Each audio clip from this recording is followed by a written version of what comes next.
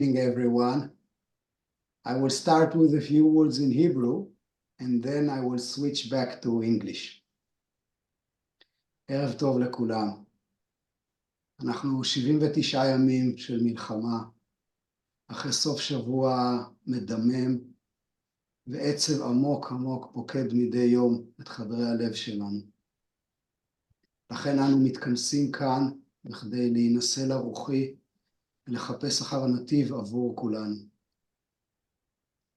בהנחיות שמסר שטיינר להרברט האן ל-12 הלילות הקדושים, הוא תיאר את הלילה הזה, הלילה הראשון ב-12 הלילות, כלילה בו הנפש מחפשת אחר המסתורין הקדוש ביער חשוך וללא שבילים. לילה בו נולדת התקווה בנפש. הרוח נולדת בחומר. ואולי השנה זה אקטואלי מתמיד במציאות הקשה בה אנו נמצאים, לילד את הרוח בלב הכאוס הטראומטי. בתאריך מיוחד זה הזמנו את הנרייטה ואת דקרס, ממייסדי האיגוד לפסיכותרפיה אנתרופוסופית בגיתאנום בשוויץ, שהכשירו מאות מטפלים לדרך הרוחנית בטיפול הנפשי. אנו מזמינים אתכם להישאר עם מצלמות פתוחות ומיקרופונים סגורים. בתום ההרצאה יהיה זמן לשאלות ותגובות. This evening, Christmas Eve, the first of the 12 holy nights, 100 years after the opening Christmas conference for the founding of General Anthroposophic Society in the Bgitanum. It's a special evening. We are honored to host Henrietta and Ed Deckers. In this special evening, they will speak with us on facing trauma abyss at the level of the individual, the systemic, and the collective of the community. All of this in the perspective of the anthroposophic point of view.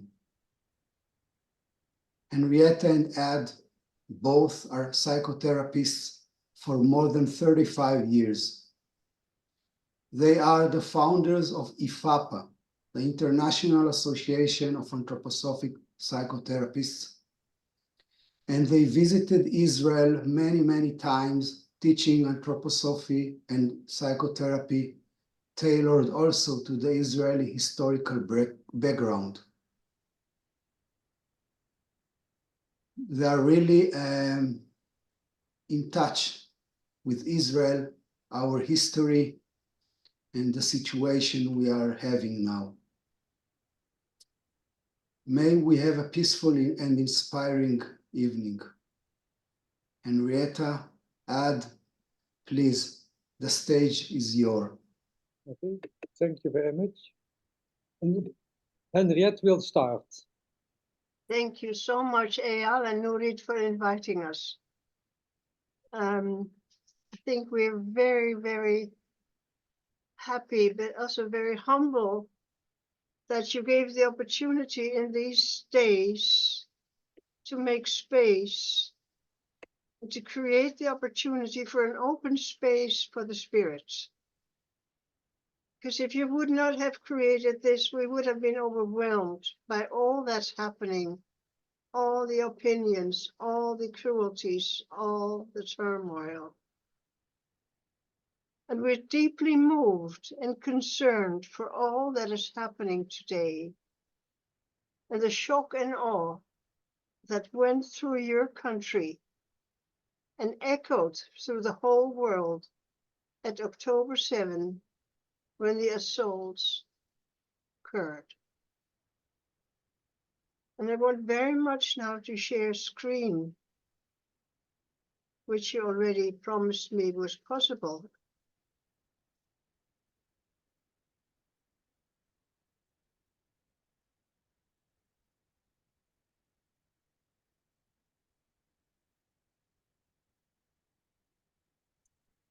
We're very, very grateful, Nurit and Eyal, that you create this open space for the spirits. that you give the people the opportunity to hear something different, maybe connected with, maybe not connected so much, to have some discussions and some exercises on the Anthroposophy today. And as I said, October 7 shocked your country and it echoed in the whole world. We're grateful to hear this opportunity.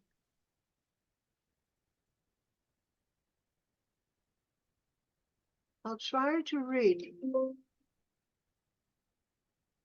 Israeli colleagues these weeks asked for our verses and prayers, finding themselves amidst an evil crisis of unexpected, overwhelming nature. Quoting from the Washington Post, October 7 marked the single bloodiest day in Israel history, and the bloodiest day for the Jewish people since the Holocaust. More than 2 weeks later, journalists are still learning more grisly details from Israeli authorities of how Hamas militants butchered toddlers and babies, raped women, and incinerated terrified civilians in their home. It prompts indeed an intergenerational shock all over the place, awakening the ghosts of the past in a transgenerational cascade of re-experiencing and reawakening of the past, with unmeasurable, macabre, shattering and evil dimensions. And this is the evil which attacks the eye directly, so said Jair Prokofiev. This evil which attacks the eye directly is characterized by Prokofiev in the following way. It is the intentional destruction, devoid of any narrative or false ideology, the intentional destruction of God's creation and the emergence of the human eye and its karmic task. This evil strikes humanity in shock and awe. It prompts as collective dissociation, a collective dissociation causing a prolonged state of complete numbness, comparable to a flash of collective initiation. It prompts collective dissociation, a prolonged state of complete numbness, comparable to a flash of collective initiation into the battleground beyond the phenomena.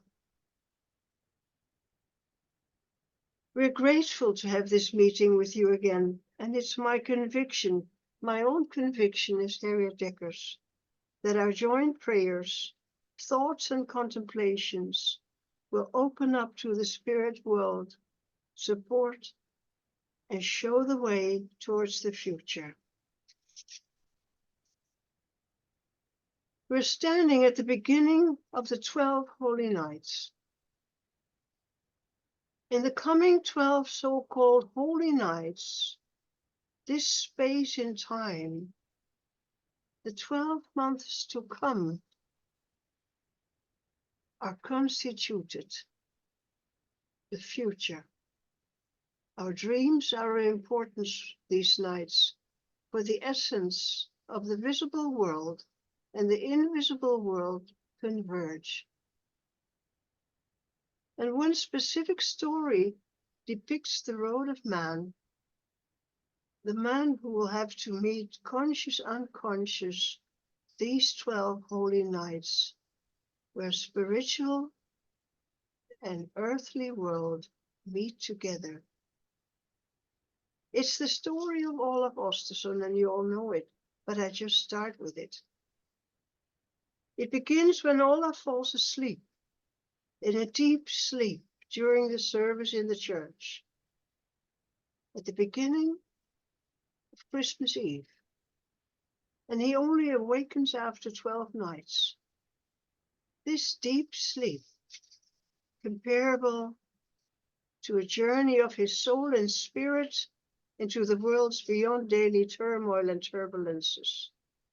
Olaf saddles his swift horse, and on his horse, representing the will, he crosses the skies, he crosses the seas, the winds, the storms of the etherical worlds, till finally he crosses the bridge, the Gjallar Bridge, the boundary between time and space. There he leaves the etheric world of time, and he goes to the world of space. He enters the world of soul and spirit. He goes across the threshold. He crosses the abyss. He enters the world where he experiences the mighty struggle between life and death, good and evil, heaven and hell, between the devilish evil and the redemptive, between darkness and light, between the army of the dark world and the army of the light powers of the archangel, now on high, Michael. And on this picture is beautifully depicted how in the beginning, crossing the Gjallar Bridge, Olaf Asterson lies down in the depth of the abyss, threatened by all the three beasts, the snake, the bull, the wolf. And the light is above, but he cannot reach it.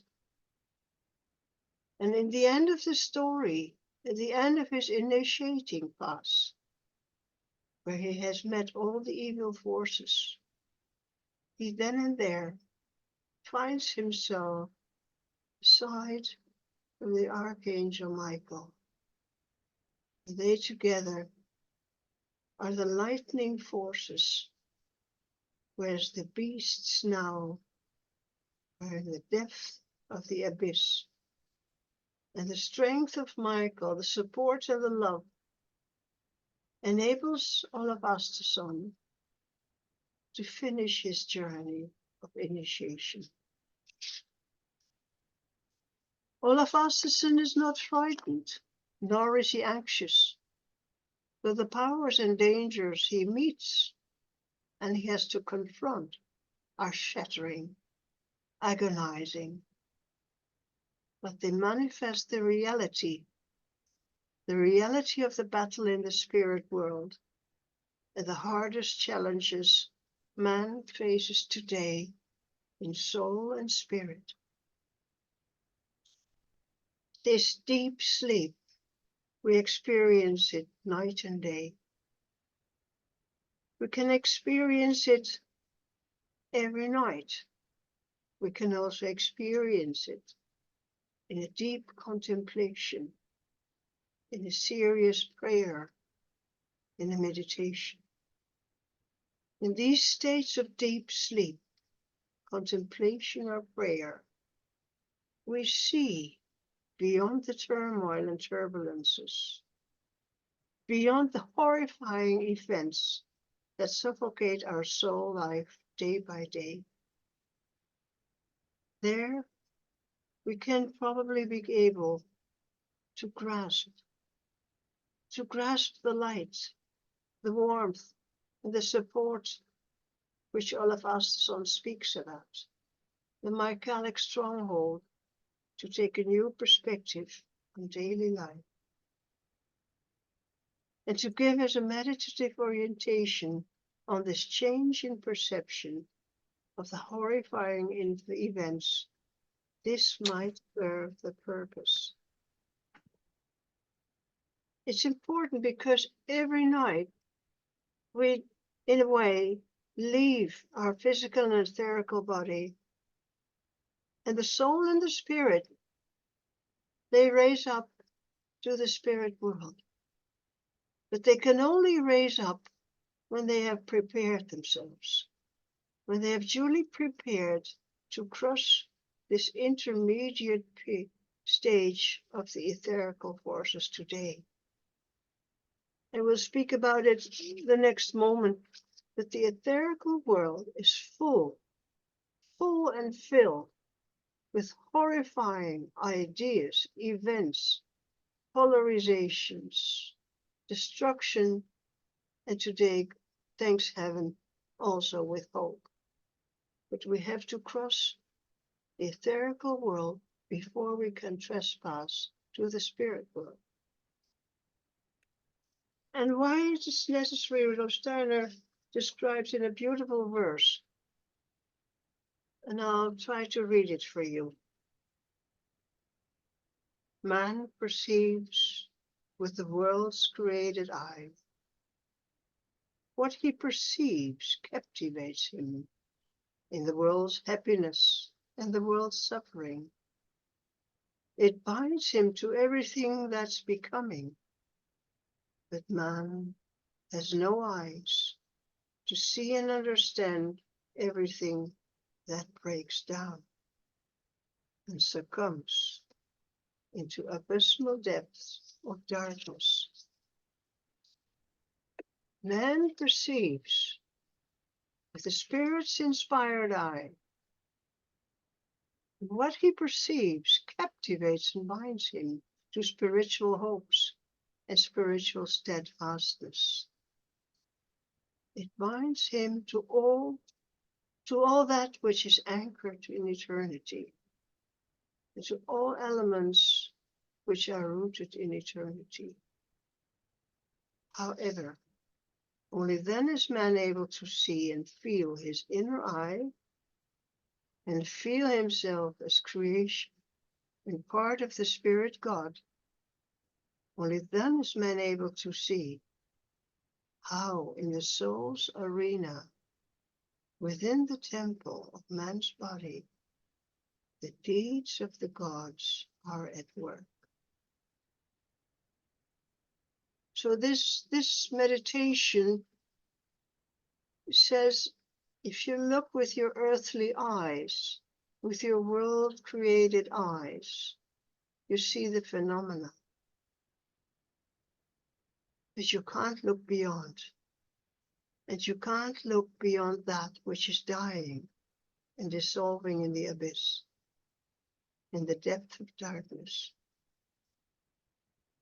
But as soon as you try and gather your will to perceive the world in that other state of mind, maybe then you can see beyond the reason what's happening, to see that which Olaf Asterson saw in his initiation path. Something that anchored in eternity, rooted in eternity.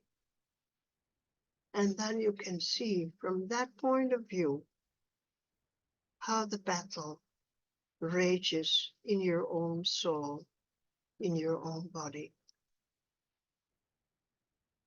So how important it is to meditate, we know, to pray, we know, and to sleep. But it's better said than done because it's not easy to sleep. And we spoke about that with Nurit and Eyal said, it is so difficult to sleep.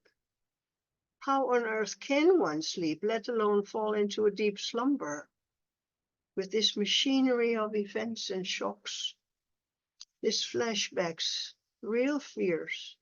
They are real fears. Fears of the future that force their way in every day. How can we sleep when our child is anxious? When air alarms are going off? When one has to be vigilant oneself, whether the raid is coming or not? Or when you compulsively keep thinking whether the soldiers and hostages are safe or alive or not? And what it is like to be constantly exposed to moral injury, how to deal with the borders of the country, and so on and so forth. How can you fall asleep? How can we pass through this world of the etheric, dark thoughts, this etheric world of darkness, How can we prevent to give our children illusionary confidence for the night? We can only convey the facts. And if you look at this image, this is the daytime. Here's where we are waking. And the elementary world is around us. The trees and streets, everything that you see phenomenal, minerals, plants, the animals, the people, sea, the sky, it's all there. And then you go into the night, and the first abyss you have to cross is the abyss of the etherical world. And this is a difficult world because you see not the phenomena, but beyond the phenomena, the contents and the powers that drive the thoughts, the deeds of man. And you have to go through, because only then you reach the level of your angel. And then you have to go on, like it's in the 12 Holy Nights, you have to go on to the collective world of your social community, the world of the Archai, where we belong together. And in a collective traumatization, like today's there, we need to reach the level of the Archai. The Archai are the ones who keep us as a social community together, as a whole new element of community. And only from there you can go on to your spirit self in the zodiacal signs, the highest level of individuality. It's easy said, but difficult done. And I give you some examples of how to speak to the angel of the child to help it cross the etheric level. And you can't say to the child, nothing's wrong. And another thing is you can't suppose that your child is not frightened when you're frightened. And I got one example of a mother of concentration camp. She was not afraid. There was torture, there was hunger, there was abyss day by day for years. And she told her little boy of 2 years old, my dear little boy, don't be afraid of the soldiers. They have to do what their government says. Don't be frightened. And I'm there, and I'll talk to them, and I'll protect you whenever needed. But don't be frightened. And this little boy, he came out of the concentration camp. Of course, he had seen many things. Of course, he had had hunger, and so on and so forth. But he was not frightened.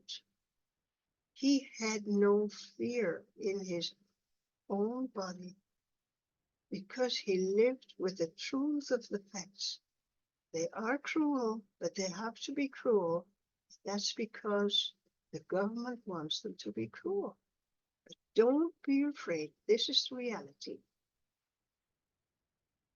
And why is it so important to tell the facts?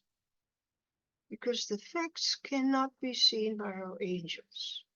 We have to tell them what the reality is. And there's another very famous example of Eliachev. She's a psychoanalytic child therapist of France. And one of her very, very important contributions is that she got into her baby care clinic traumatized babies of the most extreme situations. And she just told them the facts. And I'll tell you one example.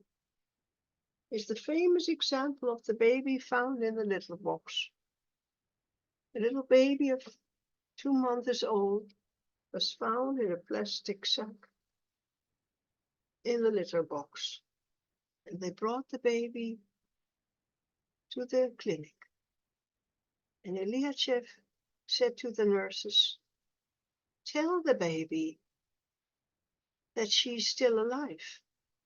Tell her that she was found in a litter box, that her parents are gone, and tell her that we'll take care of her, that her situation is not easy, and tell her that we're going to find a name for her." By giving these instructions, it was as if the nurse was speaking to the higher I of the little baby. And at that moment, when she had spoken, the child started to breathe up because it had a collapse of breathing functions. It started to breathe up and it started to look at the nurse as a wake-up call. And there were other moments when Eliachev said, "Say to the child that adoptive parents are very interested and want to come. And tell the child that she has high fever now because she's afraid. And we know she's afraid. She shouldn't worry because these adoptive parents are fantastic parents. They're really lovable parents. They are lucky and happy to have her with them." They spoke earnestly with the little child. 4 months meanwhile, 5 months maybe. As she looked up, she had her name. And the fever diminished. And she smiled and looked up at her future adoptive parents. These are both stories of telling the facts on earth to the children. And you don't speak to the children, but you speak to their higher I and to their angels. And that enables the junction of the angel and the child to go to the night and take their sleep, just by mentioning the facts. So that's a very, very important aspect, that we have to tell ourselves what is going on, what are the facts, before we judge, before we have an opinion, beyond our own emotions. We all know, and that's why you're probably also interested in what's going on in the world on many other levels. We are in the age of the consciousness soul, and this is not an easy age, not at all. It is, among others, characterized by the fact that man must learn to penetrate and comprehend the attacks of the demons, to elicit their secrets from them, and to pass these insights onto the hierarchies. And maybe to support oneself under these certain conditions of facing the evil, one might, or maybe one has to need Michaelic strength and Michaelic true courageous love in one's dedication to the wounded and the agonizing sufferings. It says in the letters of Michael as follows: Michael goes in all seriousness of his being, his attitude and his actions through the world in love, in active love, not in emotional love. Whoever adheres to him cultivates this all love in relation to the outside world. This active love. And this way of love must unfold in the very first place in our relations to the outer world. A love that equals the lightning bolts of spirit, the lightning bolts of shattering the evil. And I think there's a beautiful image but I'll show you afterwards the image. But first of all, the consciousness soul has this challenge, has its obligations. And in the end of his work, he saw coming Rudolf Steiner. He saw the dooming of those who would destroy Anthroposophy. At the times when the National Socialism and the Bolshevism were dooming, Steiner sensed the destructive powers looming beyond the fallacies and ideologies. The fallacies and ideologies. And he looked through them.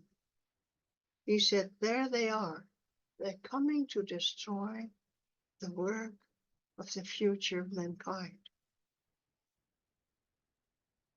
And so he gave Ita Wegman the verse, the very important verse. And I think I'll read it loud because it's beautiful and a very shattering verse as well. Where the light trembles before green demons, and the light-born primordial forces proclaim the riddles which can only be coaxed from the demons by man and offered to the gods, their soul-found soul, in order to one day reveal to the waiting gods the secret of the demons from their dark domains, that light may come where without this action eternal darkness would reign. Such a place exists, it must disappear. Make it disappear one day, thus speaks Michael's admonishing gaze.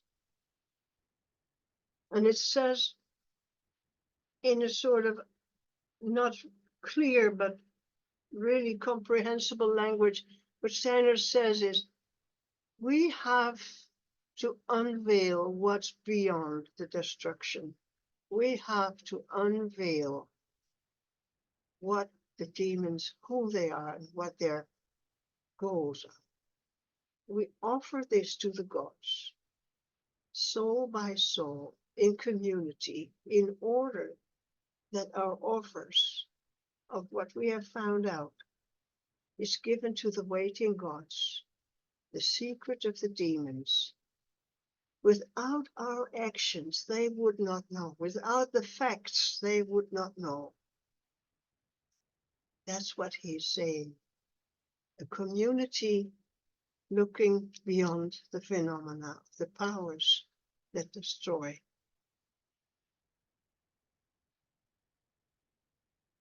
These are the pictures which I wanted to show you.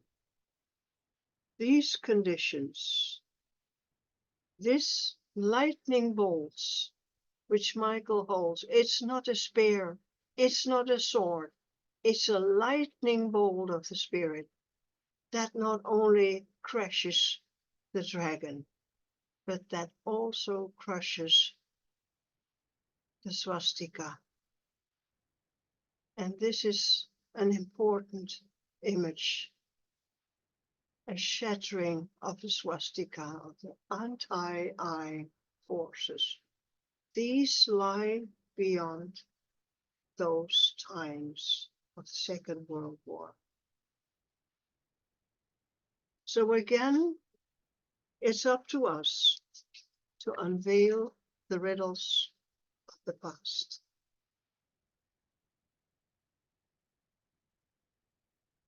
Facing trauma at the individual level requires anchoring in the angel of the individual, the guiding force of my own protective spirit being, my angel. It's as if you connect to the karmic mission which you presume that lies in the deeds and the challenges of your patient. It is as if you presume this is what has to be overcome. and you offer all that you know, all that you have assessed and spoken together. You offer it to the knowledge of the higher I, the spirit self. And it's sometimes that you speak to the patient as if you say, could it be that because of the fact that you were neglected as a child and neglected yourself afterwards, could it be that you forgot to develop the capacities that lie hidden deep down inside you and which still wait for development today? For your future waits for the answer, and your actual situation, and you told me about that, is horrifying, and your wife is terrified. It is in this way of speaking that the patient in a way feels we're together talking to someone that stands beyond me. It could be my higher I, and a non-religious patient understands his higher I swear you. Could it be that the neglect of your childhood, the neglect under which you went yourself, prevented you to develop those capacities which lie hidden in your own self, in your karmic challenges, which you need to meet if you want to save your marriage, which you really want to, don't you? And you speak to the higher I. And it is as if the patient accepts, because you don't inflict guilt. You don't make the patient the victim of his past. You give him the challenge of the future. That is trauma on an individual level of a well-functioning patient. I mean, not a real psychiatric deep down problem. And facing trauma evil of a systemic level requires anchoring in the archangel of the social system. These 12 holy nights, they cover all the angelic levels. And in one of the levels, the level of the cherubim, it is spoken the fact that we have to develop conscience and love. Conscience and love. And conscience is something that starts to develop in the heart around the age of 7, 8, 9, 12.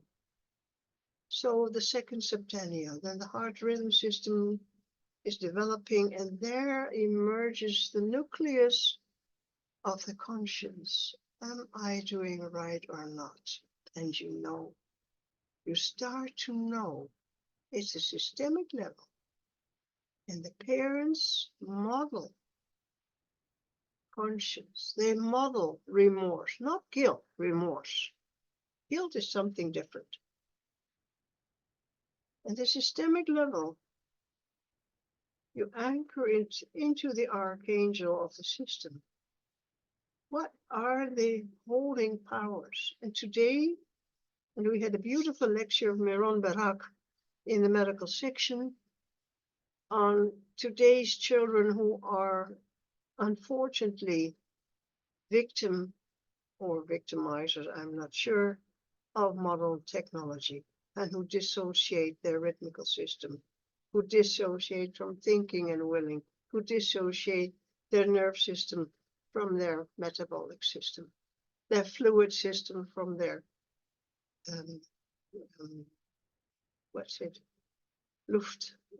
air system, their breathing system. So this dissociation in today's education, this dissociation of the thinking forces and the feeling forces, does bring a child into a problem which it cannot solve on its own. It has to be modeled how you create this rhythmical system, how you create a totality of a family and not a pseudo family in your WhatsApp, not a pseudo family in the world of the technology. The rhythmical system belongs to the planetary forces who are flexible, but they are predictable, flexible and predictable. There you anchor, and this is also spoken about in the 12 Holy Nights. Facing collective traumatization requires knowledge shared in a big community of the deepest level of the evil powers at the abyss. It requires the anchoring in the supportive highest level of the collective guiding spirit, the time spirit. It requires anchoring in the Archangel Michael. And you have to be aware that today we are facing the challenge of evil. And this is a mission which every night comes along in our sleeps. So collective traumatization is solvable when we do it in community, when we share our knowledge, when we accumulate our knowledge, when we do not polarize, but when we put beside opinion to opinion, vision to vision. And that makes a whole that carries us to the future. Our inspiration is Rudolf Steiner, and you know it, and I know it. And one of our very important ideas is that we have the midnight hour in which we take a decision, to enter into the world according to our own karma, according to the karma of our social system, our archai system, archangelos system, according to the bigger social system to which we belong, the country, our social environment,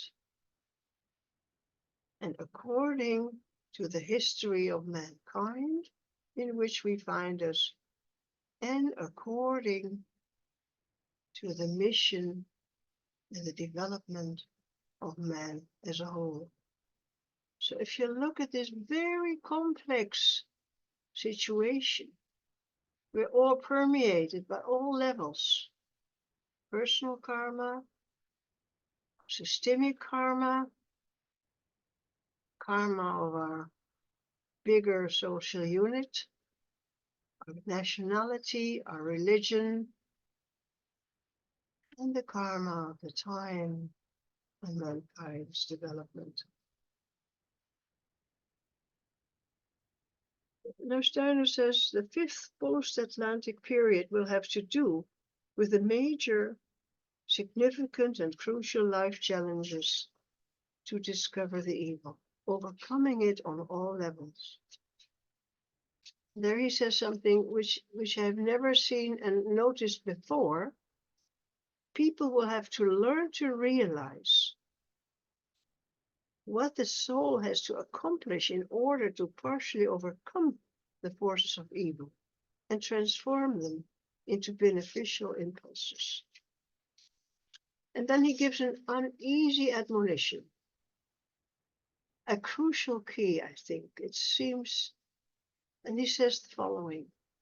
He says, there is a split, a cleavage between what we think that is good and what we do.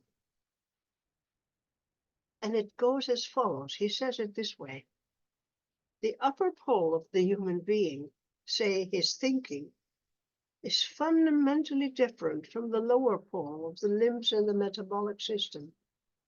So it can happen that a person carries out an activity, and it can be a truly evil activity, but this act can trigger a sense of feel good, a thought, I'm doing the good. In my upper pole, I got the feeling this is okay. a feeling of deep satisfaction. However, and there the split begins, the hand that carries out the deed will begin to tremble. And unconsciously, this trembling goes down.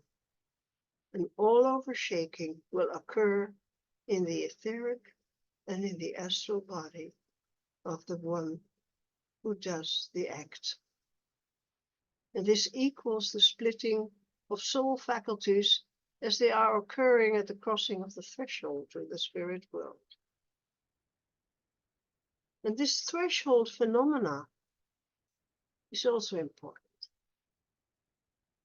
Bernard Lievegoed lectured towards the end of his life saying, Anthroposophy, psychiatry and psychotherapy as well, are the first 8 posts for crisis interventions in the confrontations with evil and the accidents that are suffered at the threshold to the spirit world.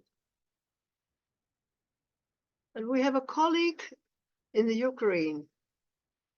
She treats those soldiers who are wounded, who are traumatized, and who have to be taken care of physically as well as psychologically and spiritually.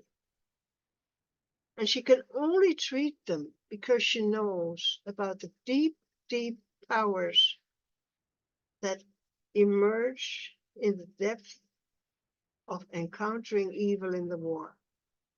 And she knows about the deep, deep pain soldiers suffer when they suffer from moral injury, that they cannot support their conscience, although they know it's a good thing to do. And this triggers this being torn apart. She can treat it because she knows the healing power lying in the fact that he is this soldier and the other one are part of a whole spectrum of world events, and we all belong to the world events. It is in this sense that thinking of those soldiers who died, that we think of them in the way they offered for the good, whether they did it with remorse or without remorse. It is our thoughts that help them, and it's our commitment that saves their pain. And it's our taking their duties in our life. As Steiner says, please notice those unused etherical forces. Try to understand their motivations. Try to understand their real ideal drives and incorporate them into your own life so they are not spoiled. Don't let the unused etherical forces of precautiously died soldiers fade away into nothingness. That is real painful. So the abyss is also in our prayers, in our commitment, and in our work with those who have died.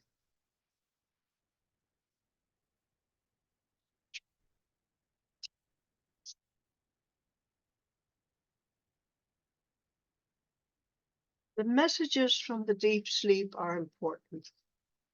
What arises out of the deep sleep, the profound of the contemplation and the mystic prayer, is the answer that comes from the depth of our beings, our potential, our powers to heal, to console, to support, to an unequalized level in our lives.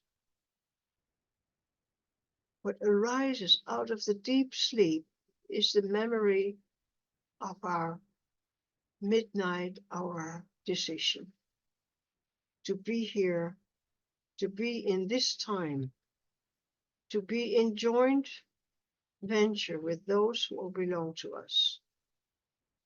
What arises out of the deep sleep is our karmic intentions. They rise up from our own will, our own warmth, our midnight hour mission. And the answers to the collective shock and awe, October 7, we know it's an assault on the eye of the human being on all levels. And I'll repeat how I have started this short talk.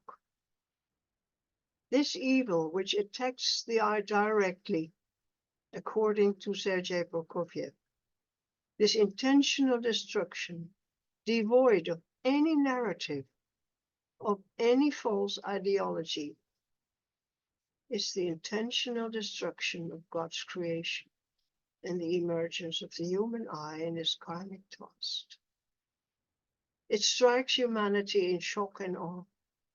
It prompts a collective dissociation, a prolonged stage of complete numbness, comparable to a flash of collective initiation, a collective initiation into the battleground beyond the phenomena. After the flashes of the PTSS, which we all have, and you have them more than we, after the flashes of the PTSS symptoms emerge, not for long, we see the eye coming into life in an abundance of brotherhood, love, courage, support, selflessness on a higher level connected with a higher eye. Shock and awe resembles the deep sleep in a collective disguise of dissociation and initiation. And this is the mission of the consciousness soul, to be challenged on all levels, on our eternal eye level, on our karmic level, on our earthly level, with the will that has been given in the midnight hour. Thank you so much. I close now the share screen.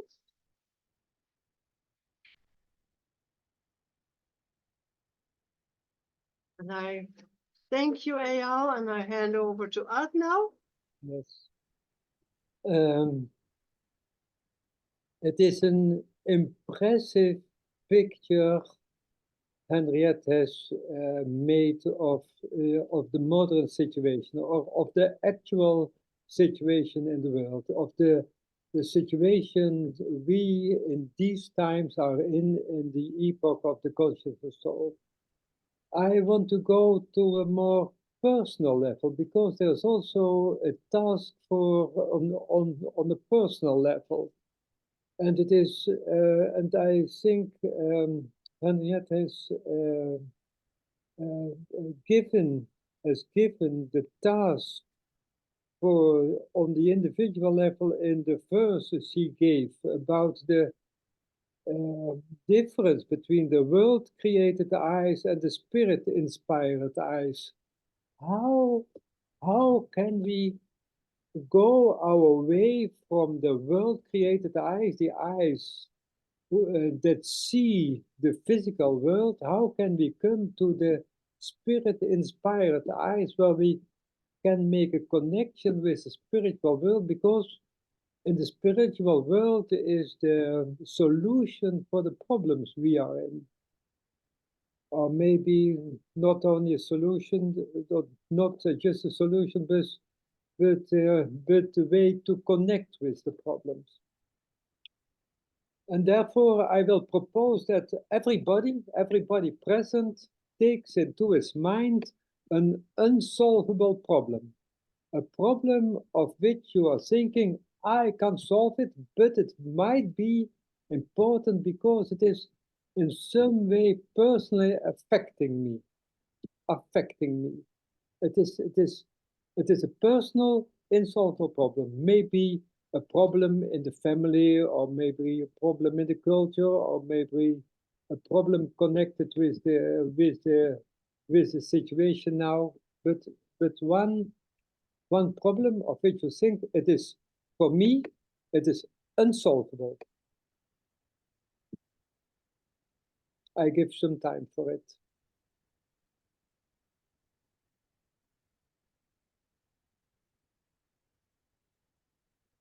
And it is unsolvable, but it would be very important to solve it. And you have a personal connection with it, not a sort of general problem, but a personal, with a personal touch.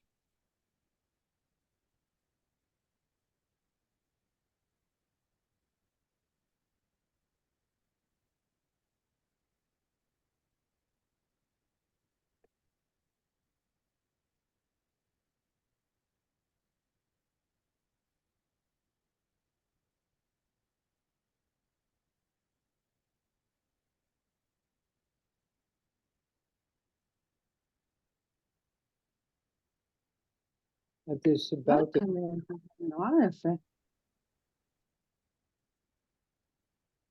and it is about the feeling you are blocked or you are not able to handle the problem, but you would really like to be able to handle the problem.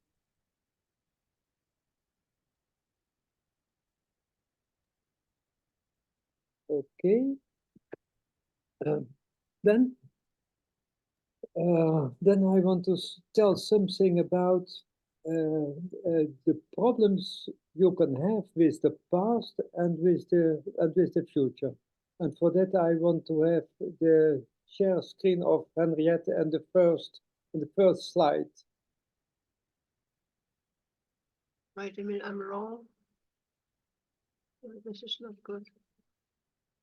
Wait a minute.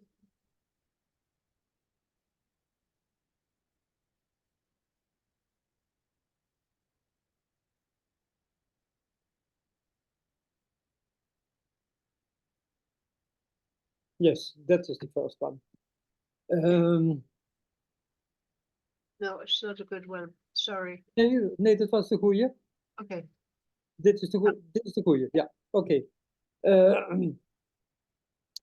When you are looking at the physical world, you see you take in all sorts of impressions. And as you can see in this picture, all those images or all those impressions you have, they are fragmenting you, because it are just impressions. And when you have not the ability to organize it, they are really fragmenting them. But when you are looking at your past, you also can say, well, I have done a lot, I have managed to do a lot, but still, it is still imperfect. There is a sort of ideal, and I didn't reach my ideal. And that is the yellow part. You are so fragmented that you lose your connection with the ideal. Or maybe when you are aware of the ideal, you see that you were not able to follow this ideal. And so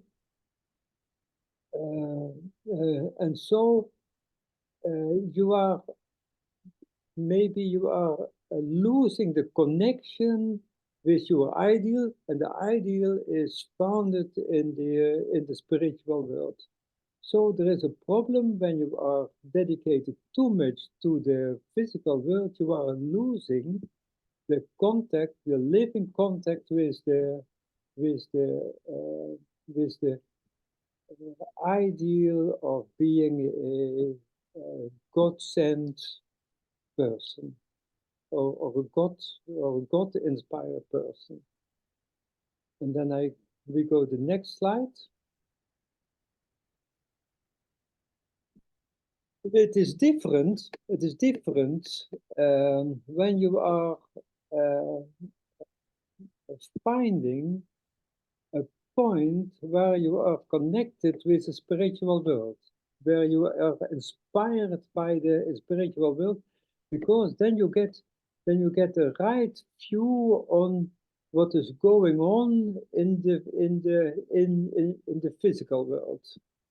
And that is, and this drawing is about being inspired by the spiritual world and having the right distance and the right autonomy towards the physical world. And now we go to the future with the next slide.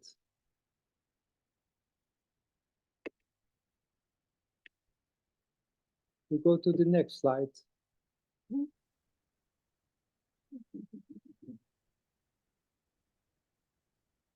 A minute, I have to do it again. There was a problem with the language because the computer was thinking that I wasn't speaking English. The next slide is about the future and the anxieties about the future, because when you are looking at the future and you have your anxiety, you are narrowing your view. No, you are not fragmented in this case, but in this case you are narrowing your view, and you have a sort of obsession with one possibility in the future, and you are losing the connection with the richness, with all possibilities, with the, when you can say, with the gifts of the gods, when you are narrowing your view too much. And then the next slide, when you are overcoming this narrowing view, yes, when you are overcoming this narrowing view and you are connected with your I, and being connected with your I is also being connected with the spiritual world, then the outer world is flourishing. And what was in the beginning a problem where you weren't focused on is more or less disappearing, or you get a sort of creative possibility to handle this problem, but only if you are connected with your own inner being, and your own inner being is connected with the I, and is also connected, because it's connected with your I, you can also be aware of the fact that it is connected with your warmth. And so I propose a little exercise about the warmth. I propose that you are looking inside yourself and ask yourself where your warmth is. Ask yourself, well, whether you have the right temperature or not, or maybe you need some more temperature, because we must not forget that in the last 2 centuries, the temperature of man has lowered for 0.6 of a degree. It has lowered, and so maybe that's also a reason for more anxiety in the society of today. And so the first question is, what do you think about your temperature? When you think it is too low, you must try to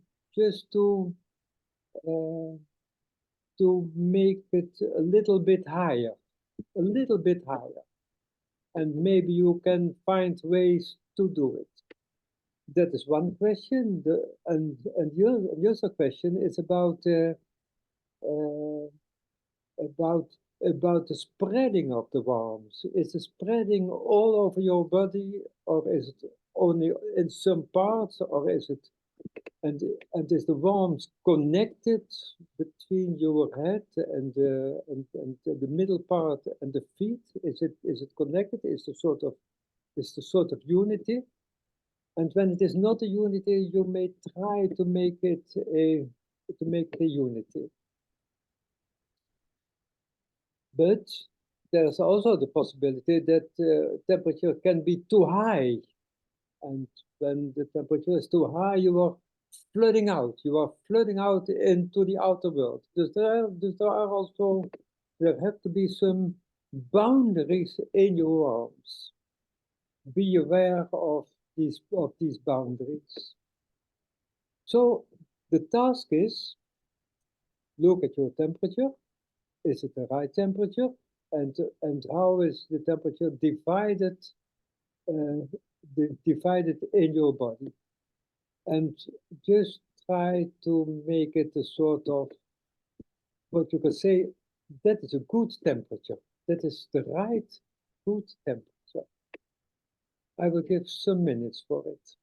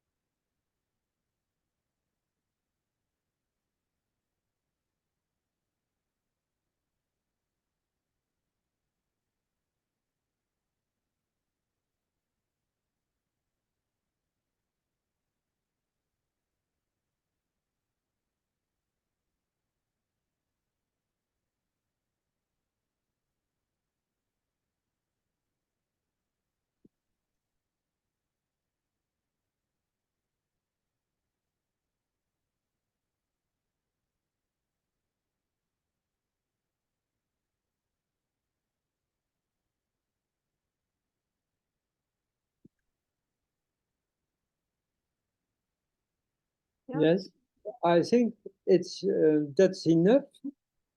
The next question is, can you please look at your unsolvable problem again? And did anything change?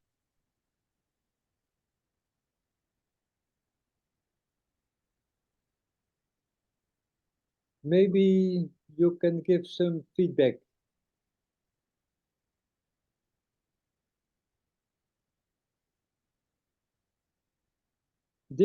Did anything change?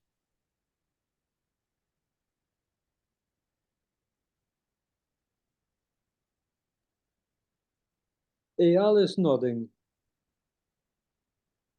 חברים, אתם מוזמנים לשתף או לתת איזשהו פידבק מהתרגיל שעשיתם, אפילו בקצרה.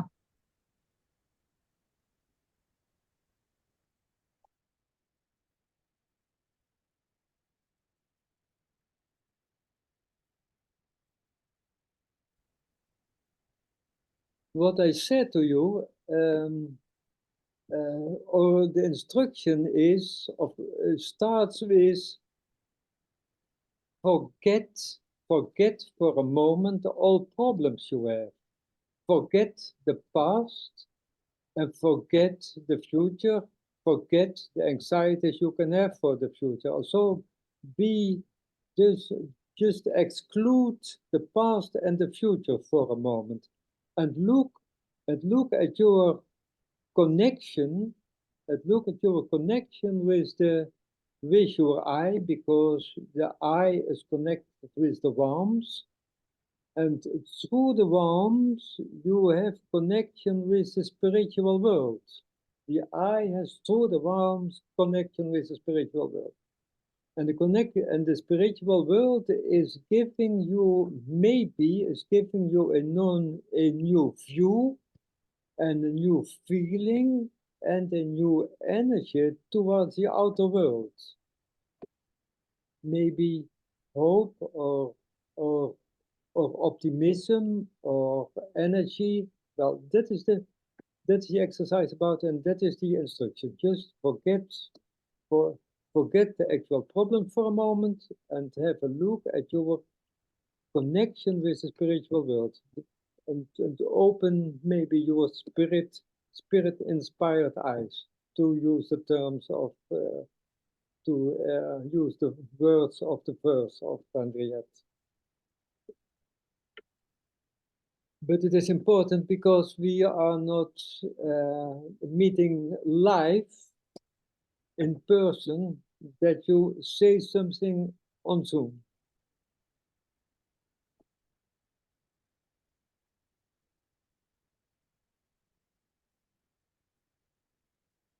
Please some feedback.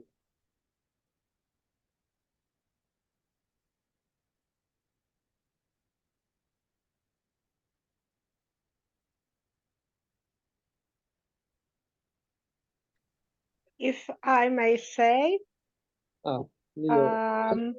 hi. The problem is less annoying, less, it might be still unsolvable, but I have more trust in the spiritual world for the way to solve it will come. And that's an important difference? Of course. Okay. Sure. Sure. Okay. Okay. Thank you very much.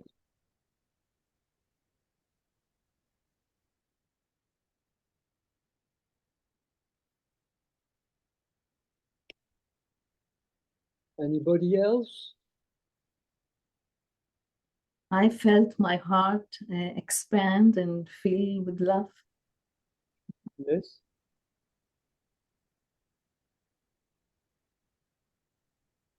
And the problem disappeared a little. And the problem disappeared? A little, not at all, but a bit. A little. Little. It was not anymore a problem. It was, but it was far away. Okay. Important difference?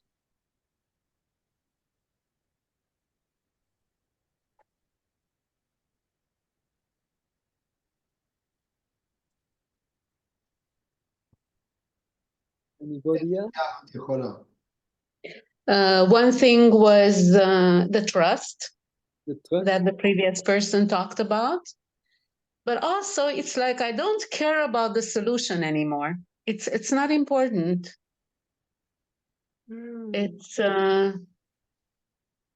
I started looking at how the problem affects me and all the things that I can learn from it. Oh yeah. Great. And this is not just words, but that's what just came up. It's not just a theory. It's I started seeing the things that I'm learning, that I'm. It became a learning point. Yeah. not anymore, and not I anymore. don't care about the solution, whatever. Solution will be whatever it is. It's interesting what you say, Miriam.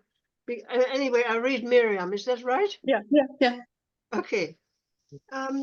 Because the third part of the verse says that you look at your inner soul as a stage upon which the gods play, have the world events. Mm. It's very, very beautiful. Yeah. Yeah.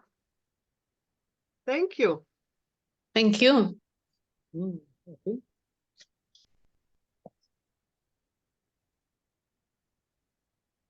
Anybody else? I had less frustration and I became more optimistic, but not. You became more optimistic. And less frustration. Or less Frustration.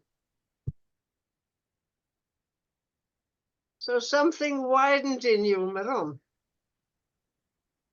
Yeah. Some also the image of the problem was more soft. One can, if I can put it in words. Mm-hmm. More mild, could say. More soft. It became softer, not so rigid. Yeah. As it was before. Mm. It's interesting that rigid has a connotation with cold. Yeah. And Thank you. That Zullen we naar means de laatste plaatjes gaan, Ad? what? Als je wil, moeten we naar het laatste plaatje, moet je zeggen. Yeah.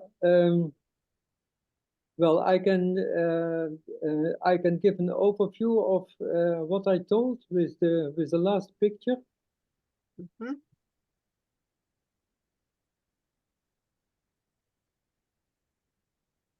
Volgende. Nummer 18. Mm-hmm. Nummer 18. Right. Nummer 18. Oh yeah. Yeah, and then I have to put. This is the total picture about the problems of the past and the problems in the future. What is important about this exercise is to become aware of the fact that with a simple exercise, very, very deep problem of which you might think that they are unsolvable, that they are softening, becoming more flexible. There is more, you get more entrance, you might see the beginning of a solution.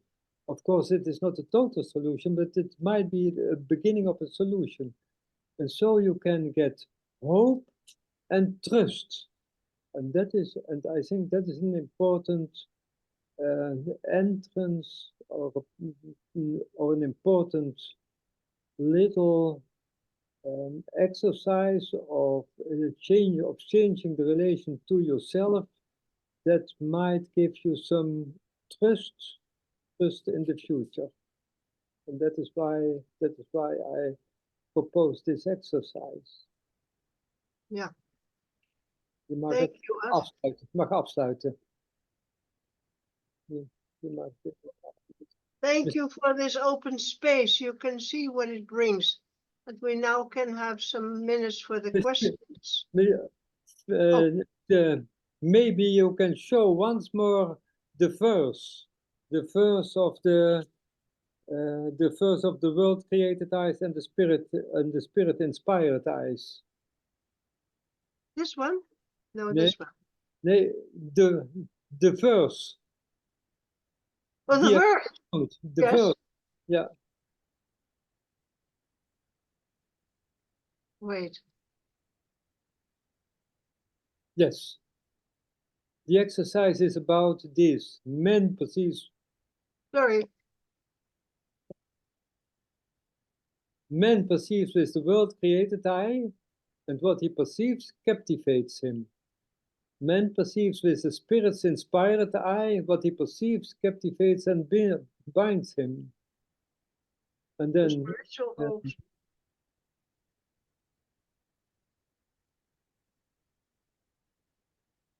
And the last one is also beautiful. binds him to spiritual hope and spiritual steadfastness. Okay, and it binds him to all that which is anchored in eternity. And when you can have got a little idea of what it means to perceive his spirit's inspired eyes. That was about the exercise. Yeah, great. Thank you very much. Thank you, Ad. Give back to Eyal. Maybe you have some questions on the chat, Eyal. Actually, no. I think there was no question because people were I don't know, מרותקים, איך אומרים באנגלית? מישהו יעזור לי. Overwhelmed. Yeah, people were overwhelmed from what you were saying and they don't have time to ask questions. Exercise was so good.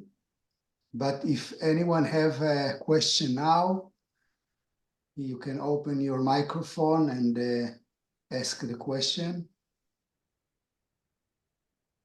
I would like to ask about the colors in the drawings, if you can add, if you can say what is the meaning of the color, of the different colors. In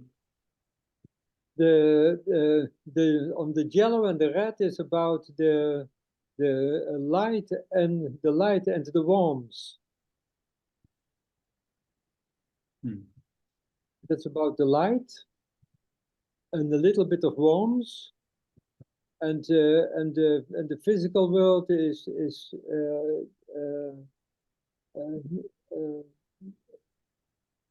it's the blue and the black. That is the purple. The blue and black is that is no opening. That is those are closed colors. They are close to the influence of, because there's no warmth. It's all cold. You could say it's anxiety. And as soon as you create the warmth, there comes also the light. And then comes the outer world at a distance. As soon as you create your own warmth, the outer world becomes something that is there and not inside you. And but also you can also see in the outer world, can you see some inspiration? It is the red in the outer world. And around the person, it is a warm yellow. It is not a cold yellow. It is a warm yellow, and it is red. And the red is for the warmth.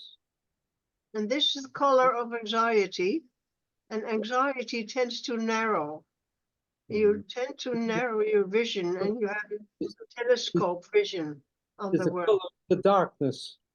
Yeah, it tends to make things dark and black. Whereas if you get the warmth and the light, they get the differentiation of the outer world. And the outer world also then assumes warm qualities, more than only black qualities. Can I ask something? Yes. I would like to be more clear about the warmth. What do you mean by warmth? Is it a physical phenomenon that you are talking about, or a spiritual exercise of making myself more warm? I didn't get it exactly. It is starting with a physical warmth, because as soon as you're cold, your whole system of fluid, of air, of metabolic system, it all becomes constricted. Cold constricts your physical body, and the soul is anchored into the physical body. And so the soul in the rhythmical, in the nerve system, in the metabolic, it also constricts. But then So from you on you can, yeah, I understand this part, of course, I understand. So you're meaning to be warm physically. That's what you are meaning? yeah, exactly. So as soon as this Okay. warmth develops, then you can also get that your soul and your spirit are more engaged to the other person with whom you, or the other situation in which you find yourself. Mm. As soon as you're Yes, angry, this, you contract. And yeah, this I understand, of course. and the I physical, thought you are talking about some spiritual exercise to warm the eye or something like that. Well, you Well- do start from the physical body, which is the oldest which we have, is the God-given creation. Mhm. And that should be it should be ideally warm. Not Mhm. only outer warmth, but inner warmth. Yeah, and this the is, physical warmth and the spiritual warmth are connected. mhm. Okay, it's very important to remember that. And I thank you very much about talking about the importance of facts, of saying the facts to somebody who is in need, because it's very, very important. Thank you. You're welcome. Yeah, I think it's the bottom on which you stand, the facts. Yeah. Thank you very much.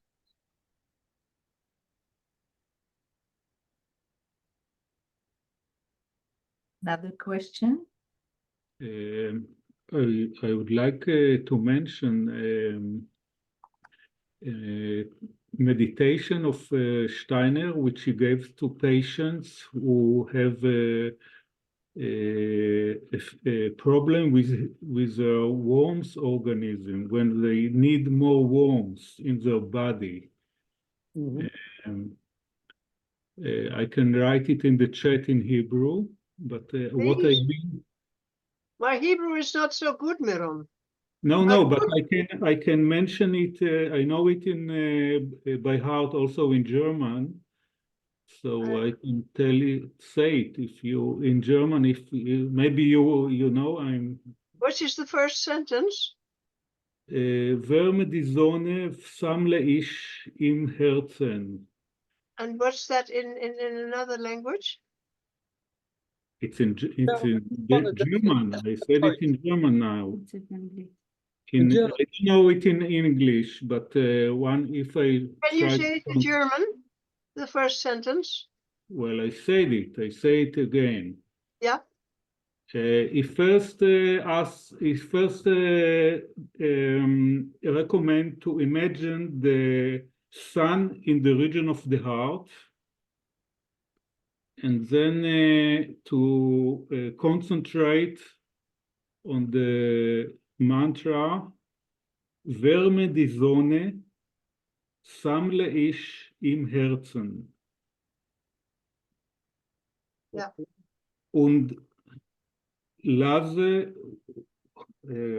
just a minute, Wärme die Sonne, und lasse die Wärme strömen zu alle Gliedern. Oh yeah. I can find the original mantra and send it to you, but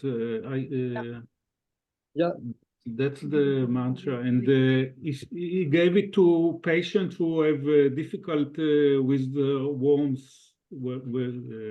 people who feel too cold in their body. That's Thank the you so invitation. much. Thank you so much. It's exactly this point. Yes.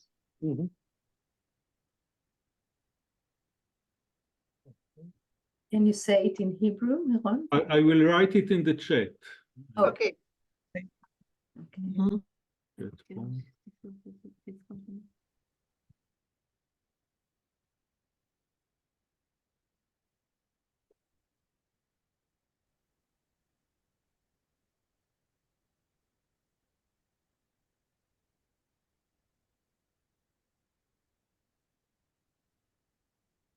Is there any other question or share or comment? I can answer the question of Sari Levi. Do you have a picture representing the present? And Sari, it is important that you ask the question because Rudolf Steiner, in his lecture on meditating on the past and meditating for the future, he gives the picture of the stream of the past. No, the stream of the past coming in and meeting the stream of the future. And he made this picture, and I didn't make it, like the Scorpio. No? Yes, a Scorpio? What's it? Those two signs that meet each other like Cancer. this. Cancer. Thank you, Cancer. Marina. Yes, Marina, it's the Cancer. And that's what he draws, where the two are here, but they're stuck if you don't manage to move one of the others. So you have to bring into movement. And he said, you bring the past into movement because you think, oh, I missed something to develop myself.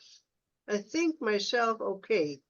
And that's the picture I drew, that you think of yourself and you see all of a sudden this ideal which you could have been, but you are not. And that's the first movement. Second movement is that you go to the future and leave out everything and be unprejudiced as possible, so that you are open to anything that happens. But he says, be prepared in your will, never be lazy. Be always prepared in your will. It's the time of the consciousness soul. So be open, wait for what's coming, be dedicated to the now, here and now, but be prepared in your will that whatever presents you, you're able to act. It's very fascinating how he combines the new way of unprejudiced perception. It's always going hand in hand with the past in which you have moved yourself. You didn't really do what you hoped you could do. The future has to be open. You can't manage the future because you're not God. We're not God. Sometimes we forget that we are not God, but we are not. You can't manage the future. So be open, but be prepared in your will. And usually we're not. And that's the trick of collective shock. We're not prepared. But it's important what he says. Be unprejudiced, leave out everything, make yourself warm and dedicated, but strong in your will.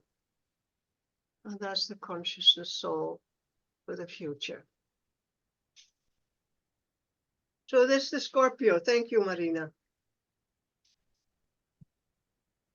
Thank you for that beautiful answer. Yeah, thank you for the question. I just wanted to say one more thing, if I may. First of all, thank you so much for this beautiful, enlightening evening. For us who are in this deep, deep trauma, yeah, we're very much living in the past events, the past traumatic events, and we're very much living also in the future in the hope of the release of the hostages.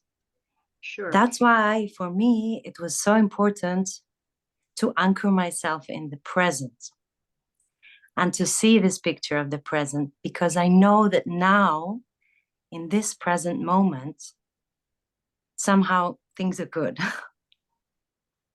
And the more I'm able to anchor into the present and to feel it, I feel safe in some way.